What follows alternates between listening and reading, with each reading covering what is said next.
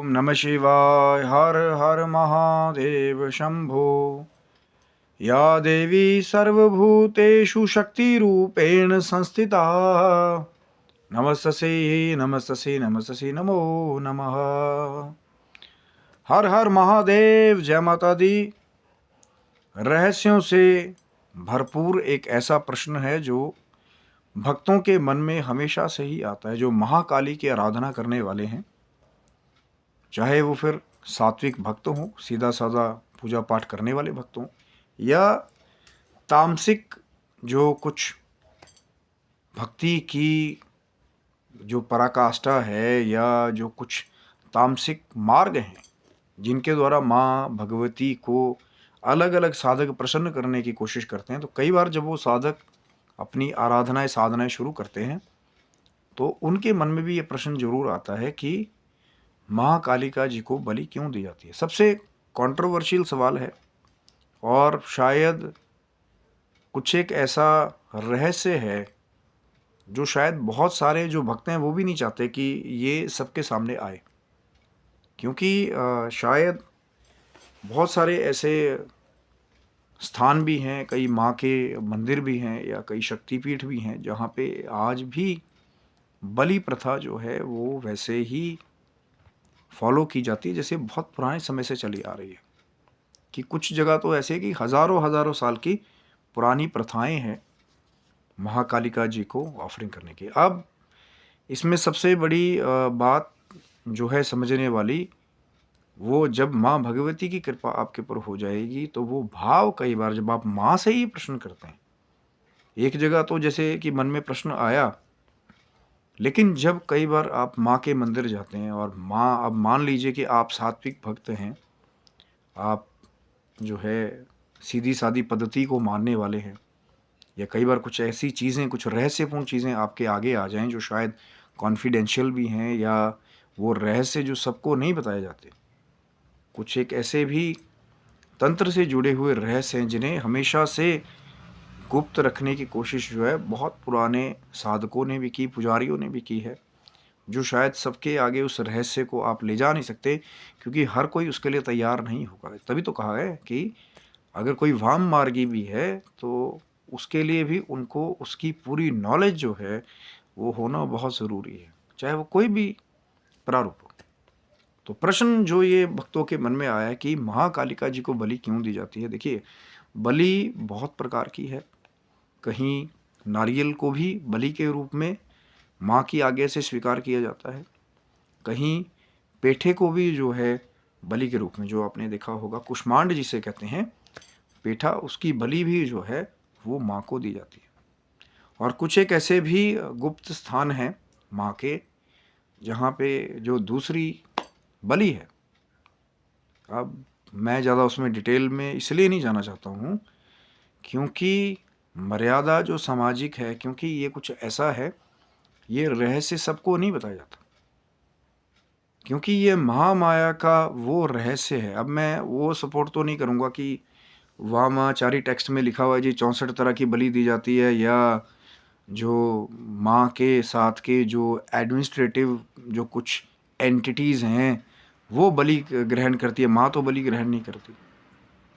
लेकिन प्रश्न तो उसी जड़ से जुड़ा हुआ है कि कब से माँ की बलि प्रथा जो है उसको शुरू किया गया, या जैसे बहुत पुराने ऋषियों के नाम जोड़ करके फिर अलग अलग शक्तिपीठ में जो है वो बलि प्रथा को भी जोड़ा जाता है कि हाँ जी उन्होंने भी दिया था, अब आप भी आगे उसको कैरी फॉरवर्ड कर रहे हैं। क्योंकि ये महामाया का एक ऐसा रहस्य है। अब बहुत सारे लोग तो इसके साथ और भी अपनी एक्सप्लेनेशन जोड़ रहे हैं कि ये तो जी देवताओं का बल है।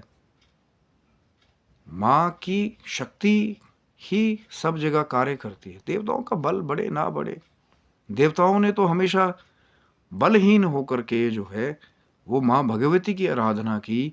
माँ ने अपना स्वरूप जो है माँ कालिका का बना करके, चाहे अब आप प्रमाण के स्वरूप में श्री दुर्गा सप्तशती का जो 7वां अध्याय है, जहाँ माँ चंडिका का वो जो स्वरूप है, माँ दुर्गा का स्वरूप है, उनसे ही माँ कालिका के स्वरूप का प्रकटे जो है उनके क्रोध के द्वारा।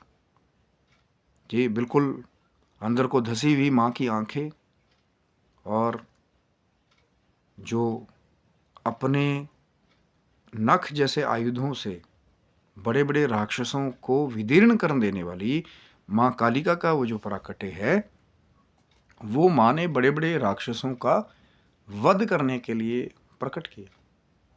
और माँ ने रक्तपान किया, रक्त बीज जैसे महाअसुरों का, ताकि जो असुर हैं, जिनसे भक्त परेशान हुए, देवता परेशान हुए, उनकी रक्षा हो सके और वो सुख से अपना राज जो है, चाहे वो स्वर्ग का हो, चाहे पृथ्वी पे साधु संत हो, ऋषि मुनि हो, वो सुख से रहे। इसलिए माँ ने वो महाकालिका का स्वरूप बनाया। तो माँ ने ही जा करके उन असुरों का संहार किया। अब ये नहीं हुआ कि आपने माँ को बलि दी देवताओं ने, और माँ ने आकर के उनको आशीर्वाद दिया कि ये लो आप शक्ति से भर जाओ और आप ही संहार कर दो, मेरी तो जरूरत नहीं है। तो माँ ने स्वयं जाकर के आयुध धारण करके, पढ़िए जाकर के श्री दुर्गा सप्तशती। क्योंकि बलि, जैसा मैंने कहा कि बलि के अलग अलग प्रारूप हैं, लेकिन अब इससे एक और भाव भी जुड़ा हुआ है। रहस्य तो है कि बलि क्यों दी जाती है, क्योंकि हो सकता है कि पिछले जन्म में किसी जीव ने ऐसा कोई कर्म किया हो, या निर्दोषों की बलि दी हो, या निर्दोषों की हत्याएं की हो, और इस जन्म में वो खुद बलि बन करके जो है, यानी कि वो जो तामसिक जिस जीव की जो क्रियाएं हैं, अब उसमें ज़्यादा डिटेल में क्या जाएंगे, मर्यादाओं का भी ख्याल रखना पड़ता है। तो हो सकता है कि इस जन्म में वो जीव बन करके पैदा हुआ है कि माँ के शक्तिपीठ में या माँ के कुछ एक खास स्थानों में फिर उसके साथ भी वैसा ही व्यवहार किया गया जैसा व्यवहार उसने पिछले जन्म में किया। ये एक बहुत ही रहस्यपूर्ण चीज़ है, ये महामाया का रहस्य है। इसीलिए मैं हर बार, कई बार जब ये प्रश्न बहुत बार लोग करते हैं कि यार देखिए बड़ा गलत हो रहा है, या ये छुप छुपा के ऐसा किया जा रहा है, वैसा किया जाता है, तो वो इसलिए है क्योंकि ये महामाया का रहस्य है। आप उसको नहीं जान पाएंगे। मैं यहाँ से कोई भी सपोर्टिंग नहीं कर रहा हूँ इस चीज़ की, मैं खुद सात्विक चीज़ों को हमेशा से मेरी कोशिश रही है कि मैं सात्विक जो है, जो हमारे आने वाले यंगस्टर भी हैं, मैं उनको आगे यही चीज़ कहूँ कि वो सात्विक को प्रमोट करें। अगर कहीं नारियल की बलि माँ ने कहा है कि कलयुग में मैं शीश के जगह पे नारियल की बलि स्वीकार करूँगी, तो नारियल की बलि दीजिए सात्विक। मैं तो हमेशा से ये फोकस करता हूँ कि आप जो मंत्र जाप है माँ का, जो भक्ति है, उसके ऊपर ज़्यादा फोकस करें, क्योंकि उन मंत्रों के अंदर ही, चाहे ओम क्रीं कालिकाय नमः हो, या ओम ऐं ग्रीं क्लीं चामुंडाय विचे, जहाँ उसमें भी महाकालिका का बीज लगा हुआ है, उसके ऊपर फोकस कीजिए। वहाँ आराधना पे फोकस करें कि माँ की आराधना करके, बार बार माँ के नाम का स्मरण करके, बार बार माँ के नाम का जप करके जो है, माँ को वहाँ प्रसन्न किया जाए। हर समय चलते फिरते माँ को याद कीजिए। और फिर जब आप माँ से ही ये प्रश्न करेंगे कि माँ, ये जो चीज़ें हम देख रहे हैं ये क्यों है, ऐसे क्यों है, मेरे मन में ये भाव सही नहीं लग रहा कि कोई जो है ना बोलने वाला कोई जीव है, उसके साथ ऐसी क्रिया जो हो जाए, तो माँ भी कई बार संकेत देती कि बेटा ये जो आप देख रहे हैं ये सब माया है। ये जो जीव है, जैसा मैंने आपको बताया ना कि पिछले जन्म में उसका कुछ ऐसा कार्मिक जो कर्म था जिसकी वजह से उसको आज जन्म जो है वो ऐसा मिला। ये महामाया का रहस्य, तो माँ भी संकेत देती है। वहाँ पे मैं बिल्कुल भक्तों से कहूँगा कि कभी उसको निंदापूर्ण शब्दों में नहीं लाना चाहिए। जहाँ तक, हाँ, अगर आप सात्विक को पसंद करते हैं, मैं हमेशा से कहता हूँ, मैं हमेशा से खुद जो है सात्विक जो माँ की पूजा है, क्योंकि मैं हर बार कहता हूँ कि यदि कोई बड़े प्रेम से थोड़े से चने, थोड़ा सा हलवा जो है, या नारियल जो है, वो माँ के दरबार में लेकर के जाए, माँ कालिका का मंदिर हो, माँ कालिका का स्वरूप हो, या थोड़ा सा गुड़ ले जाए, जो माँ का एक और विशेष भोग भी माना जाता है। जब 7वें दिन जब आप प्रकट नवरात्रि में भी माँ कालरात्रि की आराधना करते हैं, तो वहाँ भी यही गुड़ जो है वो माँ का विशेष भोग बताया गया, गुड़, काला चना। तो जब आप ये चीज़ें काला चना हलवा माँ के दरबार में ले जाएं। नारियल आपने बलि के रूप में ले गए, क्योंकि बलि जो है वो है लिखा हुआ है वहाँ पे। लेकिन जब माँ के दरबार में ले गए, नारियल को लेकर के गए कि माँ ये आपके लिए भेंट है, या फिर माँ की विशेष भेंटें हो, पान सुपारी ध्वजा नारियल, ये माँ की विशेष भेंटें हैं। तो जब नारियल लेकर के गए बलि के रूप में, आपने माँ के दरबार में उसको अर्पित कर दिया, या फिर किसी कंजक को आपने वो माँ के दरबार में ही या माँ के मंदिर के पास में ही जब काला चना हलवा पूरी जब आपने खिला दिया, तो वो भी बलि के रूप में ही माँ जो है वो जो नारियल आप लेकर के गए हैं उसको बड़ी प्रसन्नता से स्वीकार क्या माँ नहीं करेंगी, क्योंकि उसमें भाव छिपा हुआ है कि माँ आपके लिए प्रसाद लाए हैं। और ये जो कुछ पुराना लॉजिक है बहुत सारे भक्तों का, मैं देखिए सभी का सम्मान करता हूँ, मैं किसी को ठेस पहुँचाने के लिए किसी भी भक्त को ये बातें नहीं कह रहा हूँ, लेकिन एक बहुत पुरानी रिवायतें जो पता चली हैं कि जो लोग खुद मांस को ग्रहण किया करते थे, या कई जगह तो अभी भी जो है मछली से जुड़े हुए भोग भी जो हैं वो चढ़ाए जाते हैं, तो वो ये भाव देते थे कि जो हमारे पास है, जो हम खाते हैं, हम वही माँ को अर्पित करें। लेकिन कई जगह ऐसी भी लोगों की सोच बदल गई जब माँ की कृपा हो गई कि नहीं यार, माँ को जो है माँ का अगर भाव के साथ हलवा चना और मीठा गुड़ भी भोग के रूप में अगर दिया जाए, क्योंकि वो माँ का ऑर्डर हो गया, माँ के ही ऑर्डर से कोई भी क्रिया होती है। लेकिन मैंने आपको पहले कह दिया कि ये जो रहस्य है माँ का, बलि का, महामाया का, क्योंकि आप नहीं जानते ना कि पिछले जन्म में वो जो अभी जो जीव बन करके पैदा हुआ है, पिछले जन्म में उसने क्या कर्म किए हैं, जो इस जन्म में उसको उस कर्म के भोग को पार करते हुए जाना है। ये माँ का रहस्य, तभी मैंने कहा ये महामाया का रहस्य है। इसको कोई नहीं आज तक पूरा पार कोई नहीं पा पाया कि माँ का वो जो स्वरूप है। लेकिन जैसे रूप में हम लोग भक्ति करते हैं, माँ भी वैसे ही रूप में आपको दर्शन देने की कोशिश करती है। सात्विक अगर कोई भक्त है, माँ सब जानती है, कौन वैष्णव है, कौन सात्विक है, कौन क्या खाता है, कौन नहीं खाता है, कैसे किसी के रीति रिवाज हैं। माँ से पुराने तो नहीं है ना, माँ से बड़ा तो कोई पुजारी नहीं हो गया ना, माँ से बड़ा तो कोई साधक नहीं हो गया। तो माँ सब जानती है। और जैसा ही भक्तों को माँ का ऑर्डर होता है, तो वैसे ही ऑर्डर से माँ की कृपा से ही सभी कार्य जो होते हैं, क्योंकि वो शक्ति ही माँ भगवती प्रदान करती है। नहीं तो आपके अंदर वो भाव ही नहीं आएगा जिसके द्वारा आप कोई भी क्रिया जो है वो पूरी नहीं कर पाएंगे, क्योंकि ये क्रिया शक्ति है। जो माँ कालिका का स्वरूप है ये क्रिया शक्ति है। ये तो ऐसा बल जो है सभी को प्रदान करने वाली है, जहाँ फिर कमज़ोर असहाय भी जो है वो माँ के नाम की शक्ति प्राप्त करके फिर सब जगह शासन भी करते हैं।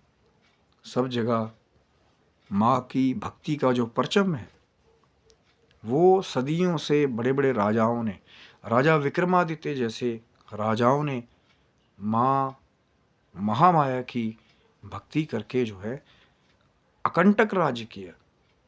और इसीलिए आज भी उनका नाम लिया जाता है, क्योंकि वहाँ भी माँ भगवती का आशीर्वाद छिपा हुआ था।